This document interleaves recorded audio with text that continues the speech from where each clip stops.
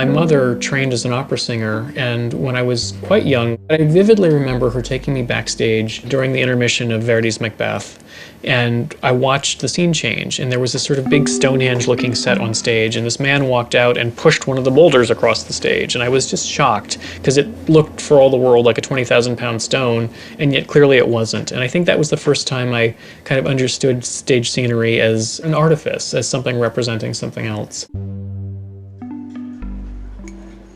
I met Hal Prince when I was getting out of graduate school, and we talked for a minute or two, and I was completely overwhelmed and terrified of him. But the next week he sent me a letter and said, "It was nice to meet you, it was nice to see your work." So Hal has always been a mentor to me that way. The first time I was really working with him, I think it took me about 6 months not to be completely terrified. You walk into his office and the entire history of the 20th century of American theater is on the wall. He either directed or produced most of it.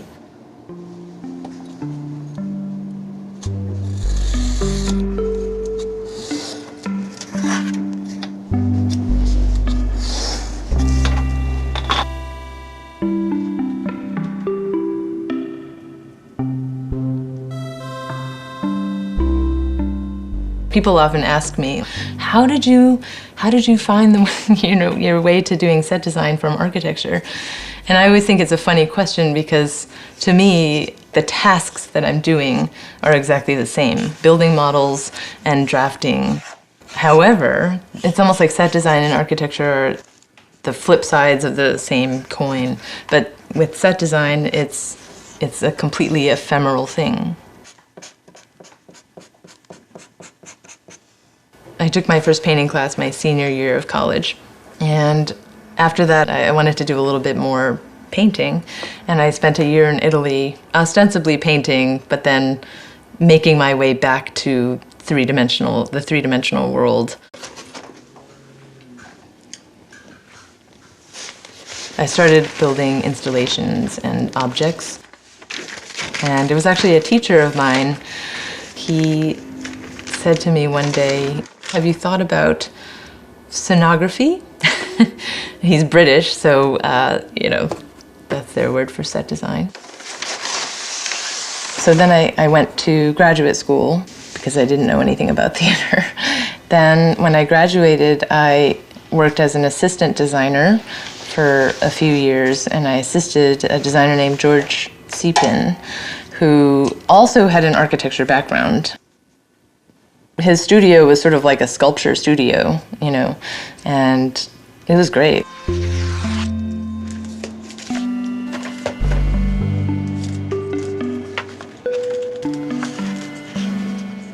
I find if I get a good concept, a good idea that really kind of encapsulates the show in a simple way, it helps me determine every other choice I need to make in the design. And everything else just kind of falls into place because it answers a question and sort of guides me through all the other visual choices that I do. And if I don't have a good concept or a good solid idea for it, that's when I get into trouble and I start thinking, well, I don't know what the answer is. I don't know whether it should be blue or red because my idea isn't strong enough.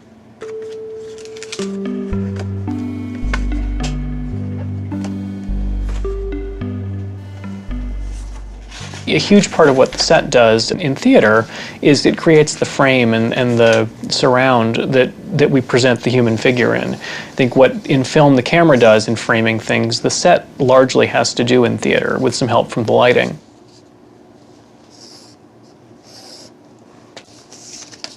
I've started thinking recently of scenery design as a transformation of space over time is kind of what I'm doing.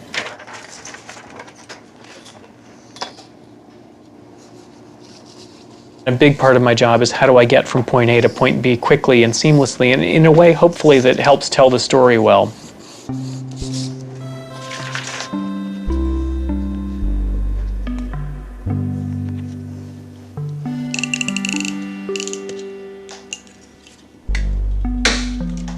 What I like to think about actually is like, what is the nature of the event? I've always been interested in like how the audience is engaging with the piece, like how to engage the audience in a more visceral way. So often when I'm designing a play, when there's flexible seating, I think about what the relationship is between the audience and the play, actually. That's sort of the first question that I that I think about. One of my favorite things about being a designer is that I'm constantly learning.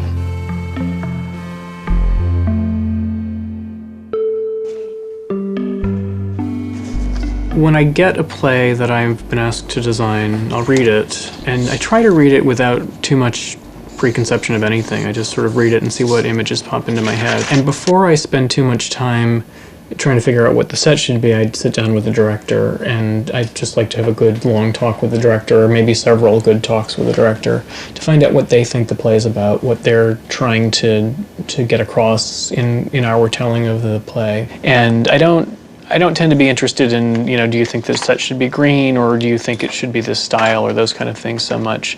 But I want to know, what's the feel of it? Does it feel cold? Does it feel warm? Does it feel friendly? Does it feel unfriendly?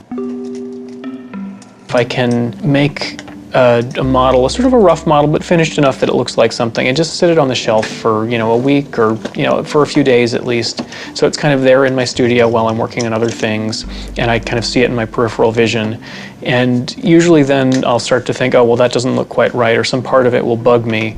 And just by having it kind of there on the periphery, I start to catch things that I want to change about it, or the feel of it isn't quite right, the kinetic energy in it isn't quite right, and I'll start to mess with those things compositionally.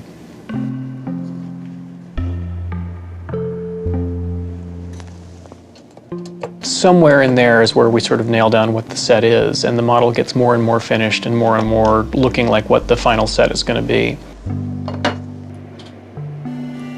And then I have to actually get that, you know, that small model and make the big version of it. And for that, then I've got to do a bunch of technical drawings, and we send it out to a shop to build the full-scale set. And then ultimately that moves from the shop that's built it gets taken apart and brought into the theater and installed in the theater. And then we go into technical rehearsals where you add the lighting and you add the sound, and the actors get onto the set for the first time. And that's really where it all comes together, and that's where you learn whether the set was actually a good idea or not. I kind of really don't know until we're running the play on the set, and you see if it works for telling the story or not. Sometimes something that looked really beautiful and seemed like a great idea just doesn't somehow work to tell the story the way you thought it would. And sometimes something that I really thought might not work, or I was worried about it or didn't think it was a great idea, and suddenly once you get the actors in there to activate it and live inside it, it becomes alive and it really does work.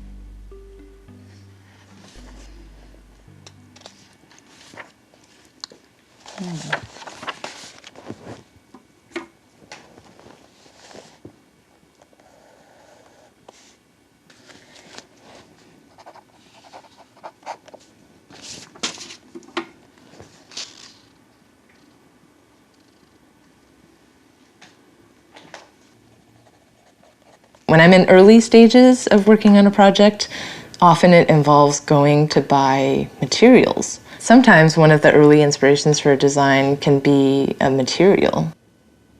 I will go to the paper store and see like what kind of paper, you know, feels right. This is my favorite part, is kind of trolling about and like kind of letting your thoughts wander and seeing what hits me. Going to the library, that's a big part of my process.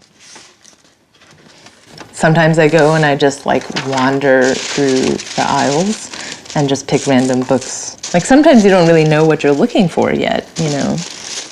There's also this room called the Picture Collection at the Mid-Manhattan Library, which I pretty much go there at the beginning of every design process. I don't know, there's something about being in that space that is more contemplative than sitting in front of a computer. I tend to draw only as much as I need to in order to figure out the idea.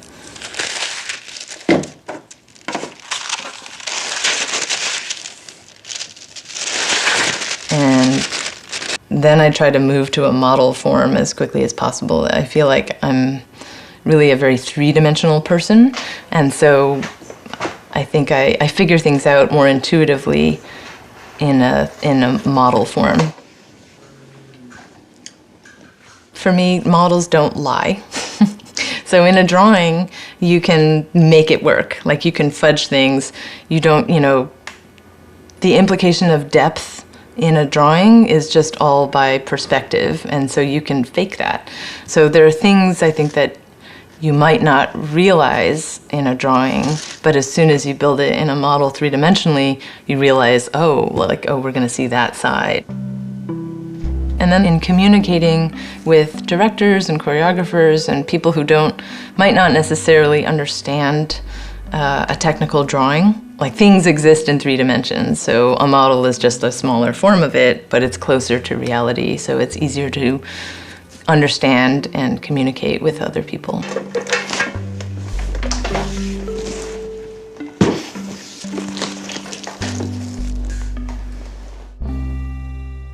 So I'm actually just getting ready to ship this model to Chicago, to the theater. But I actually have built a new object that I need to look at in this model, so I need to unpack it.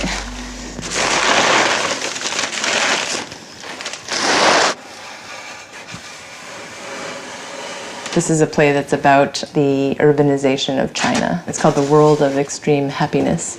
We've decided to use as a kind of neutral envelope for all of the scenes. So then this space opens up and actually acts as like a diorama. This is a moment when they're wandering through the countryside. It's written in a pretty filmic way. And we cut from, here's the magic of, the fluorescently lit factory. Essentially, then the final scene is in a mental hospital. That's sort of the final scene. Basically, I've photographed every scene. So this is the beginning, and then the second scene. So I've storyboarded through with the model. It's a projection moment. This was the grass scene that I was setting up, and there's also a backdrop. That's the final scene.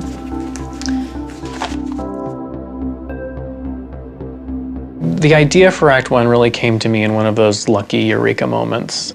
The first draft that I read was 150 pages long. It had 50 locations in it, and all of them were very short scenes, so I had to get from one place to the next very quickly.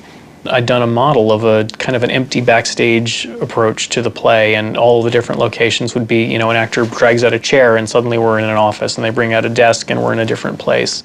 I was going to show to James Lapine, the director, and the night before that meeting, I had this kind of nagging feeling that the idea just wasn't good enough.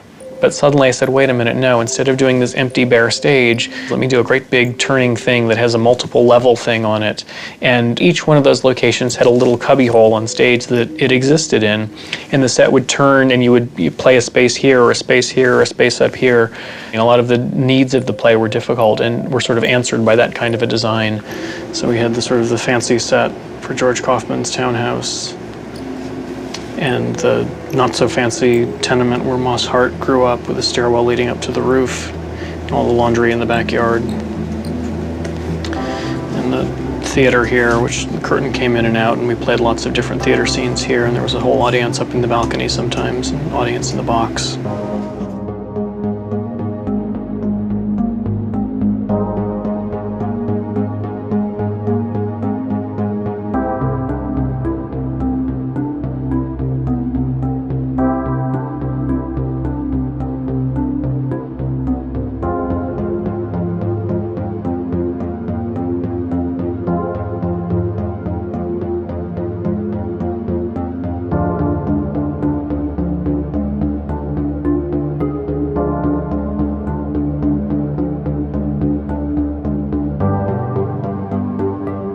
One play that I worked on recently, a few months ago, was called An Octoroon. It was at Soho Rep. Sarah Benson, the director, she and I both, I think, are interested in this question of what is the nature of the event. We started talking about it like maybe as in more of a performance art context as opposed to a theater context. And the reason for that was because we really wanted the audience to not be able to sit back and like hold this piece at a distance, like as a historical piece. Like, this is not something, you know, we're living in a post-racial society and we don't need to think about that anymore. We wanted it to be like actually like the audience like physically and viscerally affected by the production. The wall that you see when you're coming in, 14-foot high wall, would fall towards the audience. And when that happens, like the gust of air that's, you know, blowing out the audience is quite immense. Soho Rep is a tiny theater. It's got 70 seats, and the audience was literally 5 feet away from where the wall landed. And it reveals two women dressed as 19th century slaves, knee-deep in a sea of cotton balls. The next scene in the play is that we're in a plantation, and I didn't want to depict any sort of realistic architecture. You know, it wanted to be, you know, sort of abstract in a way. When I'm dealing with sort of more realistic things, who the characters are that inhabit that space becomes very important. And in that sense, you kind of have to put yourself into the mind of the character, you know, as much as you can. And it is, I guess, almost like acting, or, you know, sort of thinking through what would the character do, what would they choose. If it's a sort of a talky play where people are just sitting around, then I need to provide chairs and things for them to sit on, and sort of focus areas around the set that will draw an actor over here or over here to help with the staging, and give the director a reason to make a person walk from this side of the stage to the other, so it's not just a random movement, but it's motivated in some way by something that's existing on the set.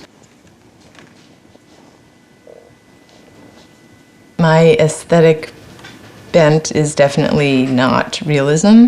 I feel like the reason that we do theater is to be able to see something different, and see something differently.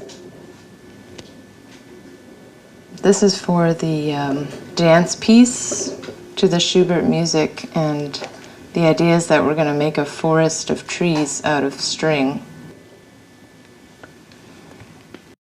I would say that my favorite things to do are generally a little bit more abstract and sculptural.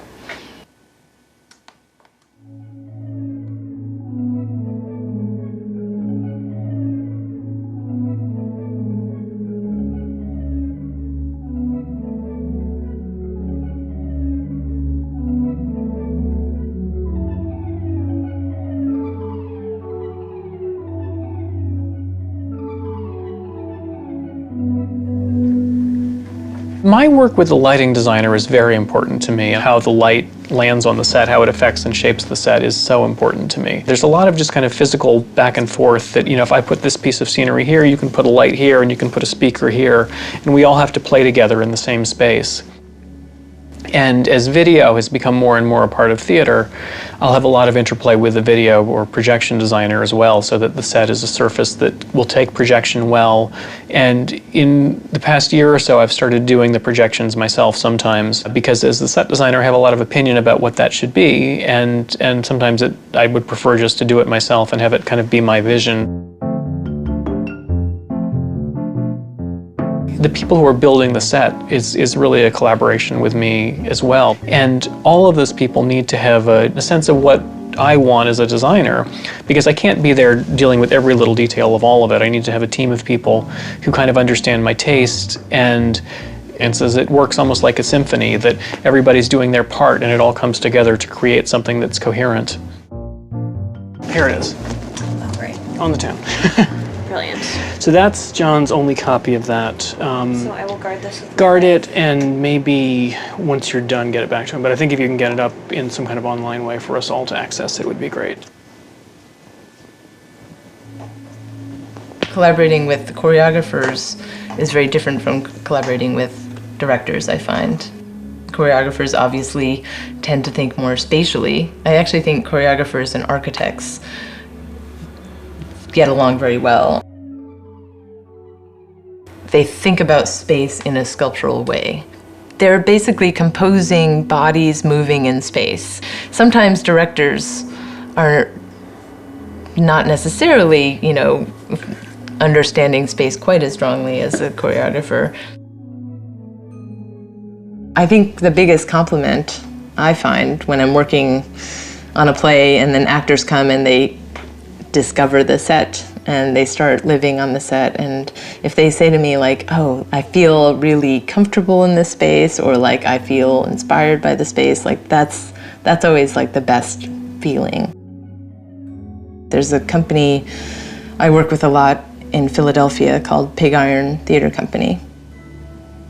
They create a performance as a group, and so all of the text is generally generated by the actors improvising in rehearsal, and the design is created alongside the piece. But what's great about that is that as a designer, I'm there from the very beginning, and potentially a design proposal that I put out there at the beginning could really, dictate the direction that the piece is taking. I find it to be a very gratifying way to work. It's me and the actors and the director in a room before we know what the play is.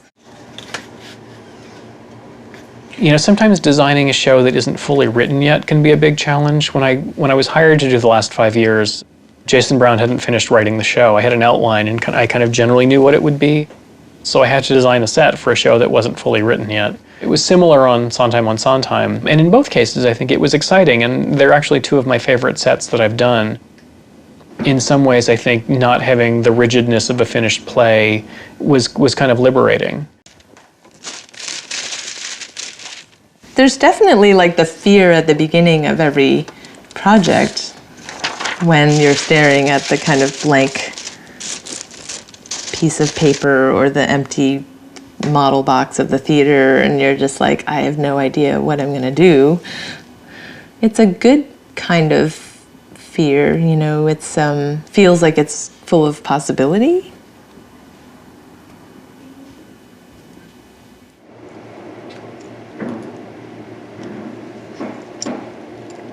My real nervousness is that sort of jump from the small scale to the big and putting the people into it. And as much as I have some expertise doing it, or I've done it a lot of times, I'm nervous every time. You never know for sure until you see the big thing. If what looked good this big is really going to look good this big.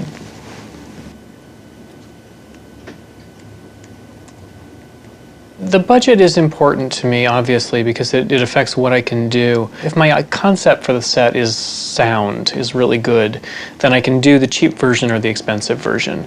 But obviously, you can't have a big, grand, expensive, difficult idea if you don't have a big, grand, expensive, difficult budget. But I feel like most things can be solved in sort of a simple, evocative way with scenery. If you're careful, you can really stretch the money, and that's the one secret I've found to trying to make a budget bigger than it feels like it is. I do always know the budget before I'm starting the project, but generally I don't tend to let it affect my thinking too directly at the beginning, unless it is very extreme, like unless the budget is literally like $200, and I know that I'm gonna have to come up with some kind of very simple idea or some kind of interesting material that's gonna be a single gesture. Other than that, if it's just kind of, a normal budget, which can range from $10,000 to $100,000, I would say. My process would probably be about the same. I feel like it's always best to not be hampered by thoughts of the budget at first, for the very, just genesis of the idea. I try not to think about it too much. And then, soon after that, we try to figure out how to make it work.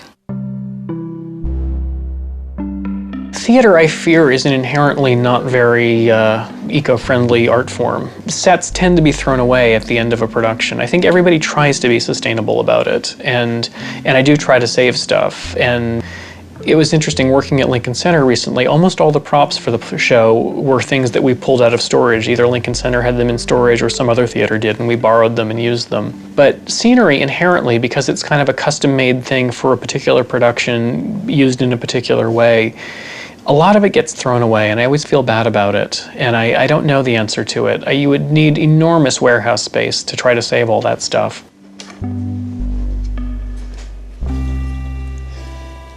The impermanence of set design versus architecture, what that means is generally that after 4 weeks of performance, the entire set tends to be thrown in a dumpster, which always just feels like such a tragedy.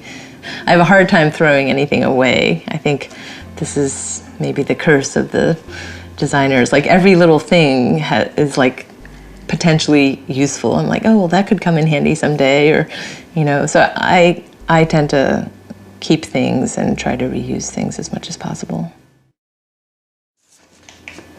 Maybe this is also coming from architecture, where like I'm very interested in using real materials. I'd rather use a real material than have a painted version of it. It's kind of a struggle sometimes, because sometimes it's much more practical to fake it. By the time an audience shows up, I kind of know what I think of the thing, usually. And, you know, and I'm interested what other people think of it too, but if I don't like it, even if everybody else loves it, I'm kind of disgruntled about the project. You know, and there have been other times where I did a set, maybe I did it quickly, or maybe the director pushed me to do something I didn't want to do, and I'm just not satisfied with it in the end. And I feel like if I really love it, even if everybody else hates it, it was still worth it to me.